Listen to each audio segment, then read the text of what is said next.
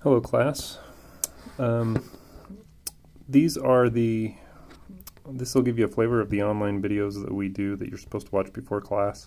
Most of them will be like this, in that there's a set of slides that other teachers use. A lot of other teachers, they take the whole class period to go through these slides. That's their lecture. I try to do this in about half the time that they would do it in before class, and then of course you read and you do the online homework, and then we can spend class time figuring out what we don't understand and going deeper. So this first section, 1.1, is pretty straightforward in that it's not nearly as complex as some later sections will be, and most students don't have too much difficulty in picking them up. So these lecture slides do follow pretty closely the book and highlight the important things that the book does. So it follows pretty closely the important notation and the abstract ideas.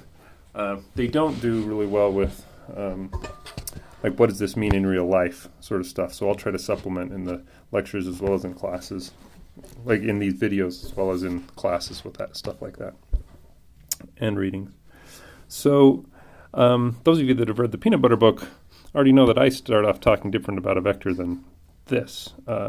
They say a vector is a directed line segment. We can think about vectors as directed line segments on a plane or three-dimensional space or higher dimensional space.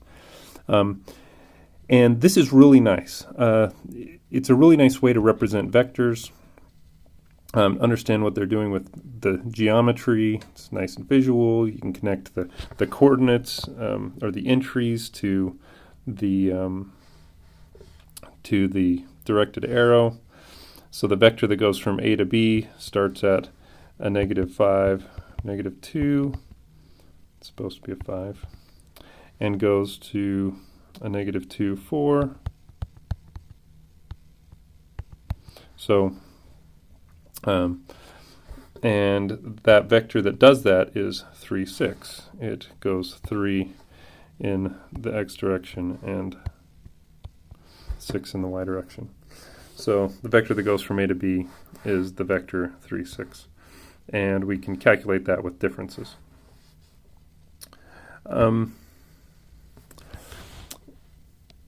When you're in higher dimension, it's really hard to draw these things or visualize these things, but it's very easy. A lot of applications have vectors that are hundreds or thousands of entries long.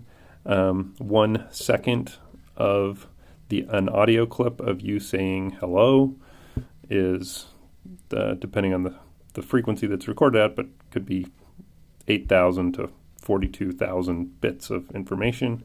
So, like pieces of information, so pretty long vectors. DNA vectors are very long. Usually we do our work in 2 or 3 or 4, especially when we're doing stuff by hand to keep it easy. 2 dimensions and 3 dimensions are easy to visualize and represent on a board, so we do that a lot. But an n-dimensional vector, it's an ordered list of n numbers. This in practice is more what a vector looks like. And then we represent them at times as arrows, sometimes as coordinates. So on a plane or in space. So these are vectors in R2. R2 stands for the real number. The script R is for a real number line. 2 means it's a real number line across a real number line. So this is equivalent to the XY plane. Here's R4. This is a 4-dimensional plane, like an X, Y, Z, and W, if you want to think about that. Coordinates, this is like the X coordinate, the Y coordinate, the Z coordinate, the W coordinate. So if we had some 4-dimensional space, this could be a vector in that space. So the space you're dealing with is the number of entries in the vector. So I have a couple of real-life examples or contextualized examples. So we'll start off up here. So This is a clip from this morning. It's the Ford Motor Company. It's on Yahoo Finance. We could create a vector of a whole bunch of these quantities that are associated with the Ford Motor Company stock price. Previous close, previous open, the current bid, the current ask, the amount of the current bid, the amount of the current ask, the range, the volume so far today, the average volume, the market cap, like it's how much money is actually invested here, or like how much it's worth, the beta, which is a measure of volatility or risk, EPS, I don't even know what that is, first year target. There's another website you can go to, or even on Yahoo Finance, and it could tell you even more things. But we could create a list of all of those things, all of those quantities. That would be a vector that would represent information about the Ford Motor Company.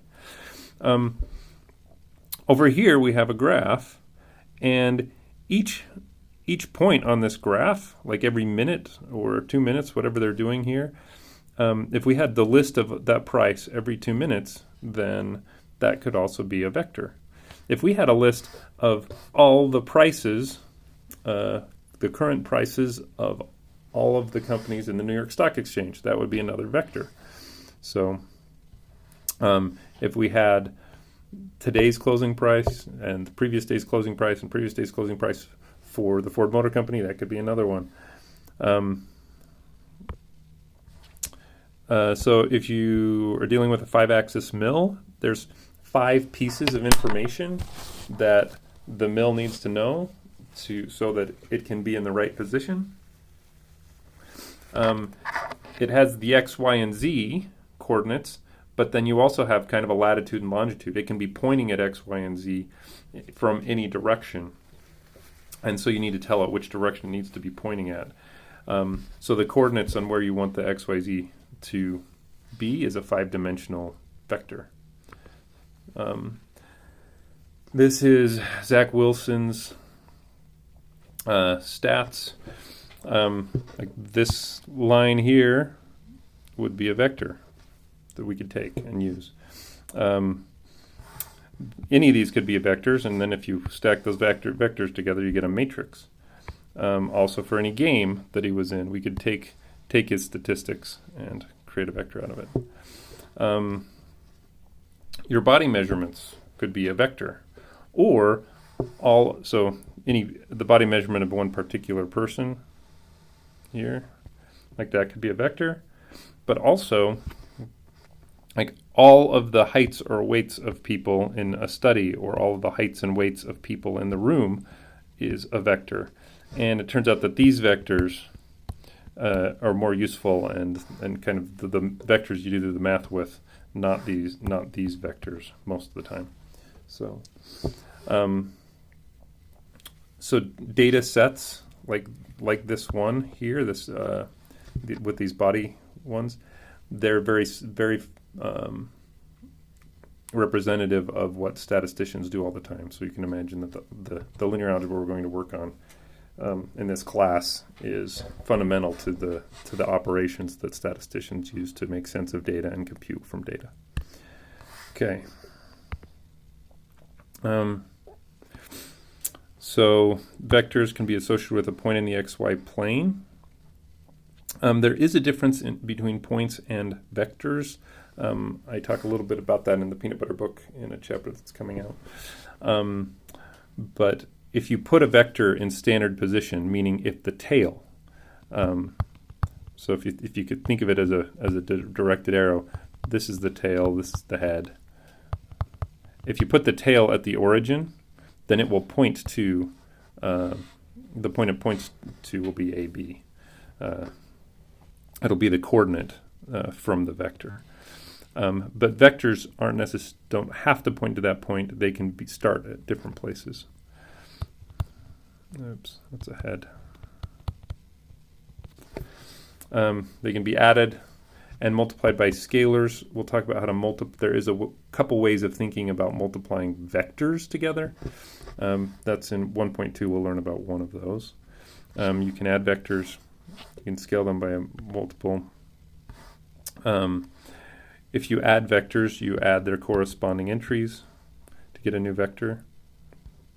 If you scale if you multiply by a scalar, so that's just a real number like 5 or 7 or pi or -3, you multiply each of the entries by that. And these have nice geographic interpretations. If we add u plus w, the geometric interpretation is you can follow the path of u, and if you place w, the tail of w at the head of u, and then draw that, then the place you end up with following u and w is another vector, and that is u plus w. You can also think about it like this is the x-coordinate of u, this is the x-coordinate of w, and so if I add this distance to this distance, I will get this distance, which is the x-coordinate of u plus w, because you added the x-coordinates. And similarly, you can do that with the y-coordinates, and you get to that same point. Scaling, if we start with u and we multiply u by 2, you'll double each entry. So this is x, this will be 2x. So you'll go twice this way, twice as far that way, and twice as high this way, and you'll end up there. You can multiply by 3, you can multiply by half. So 1/2 u would be about like that. You can also multiply by negative values, -5. It will reverse the direction.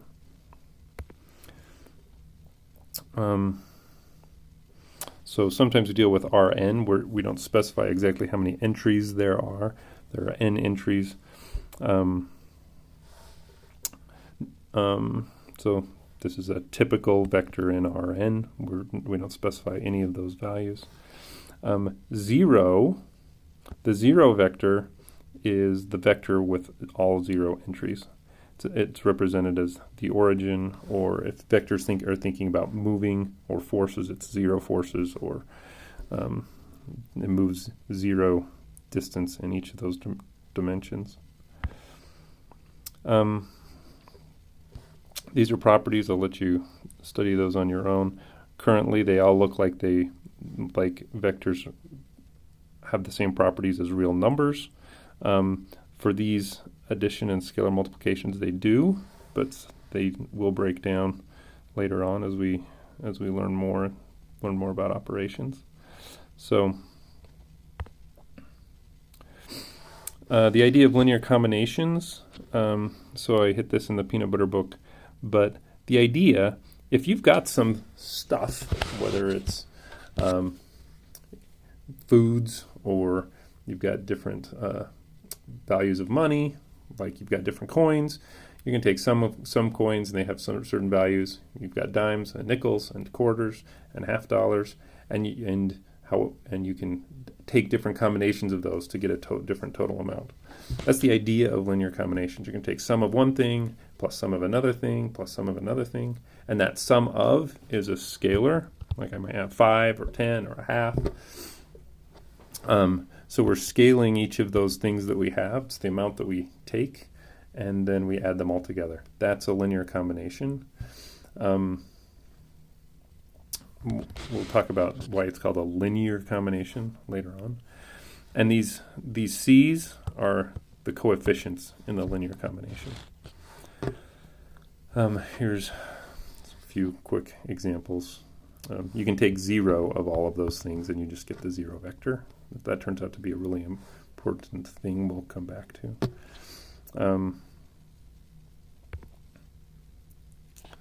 So here's an example. Here's V1, there's V2. Which of the following vectors is a linear combination of V1 and V2? Now, you can start to just see and figure out what how you might get these. There's a strong connection here. So 1, 1, 3, you get 2, 2, 6. It looks like each of these new values here is just a -2 times the value of V1.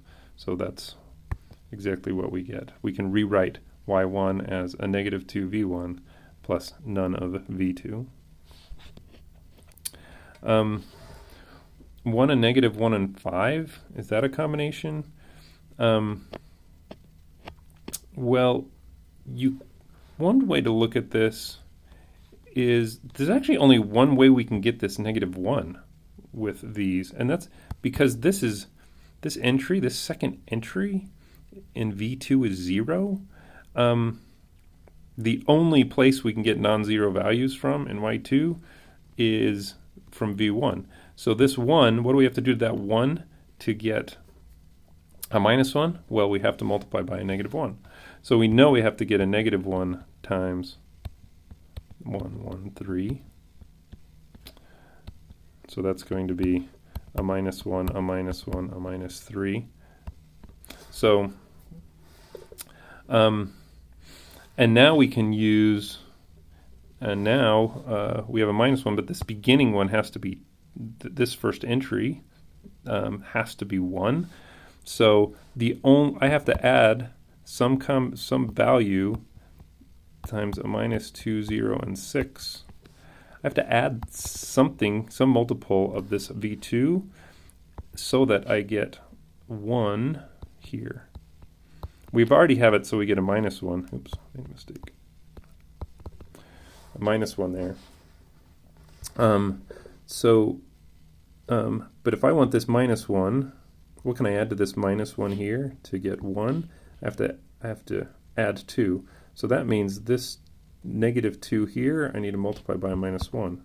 So if I multiply that by a -1, I get this one. Great. A -1 times 0, that's still 0, so that -1 plus 0 is a -1. Well, what happens at our last one? Do we end up with 5? I have a -3 minus 6. I end up with a -9. And so, but we already did the best we could to match up these first two entries. The only way to get 1 and a -1 with this combination is having a -1 of V1 and a -1 of V2, and we can't match up that third. So there is no linear combination of V1 and V2 that makes that equal. We could do a similar thing here, a similar thing that we did in part B to figure out C. It's a little bit harder. Well, I mean, it's actually not harder. We just kind of get lucky. Because of the 0, it's not too bad. So you have to multiply the first one by 3. You have to multiply 3 by V1 to get this center 3, and then you can figure out what you have to do to get this 1. Okay, and that's it for Y1. I mean for 1.1. Thank you very much, and we'll see you in class.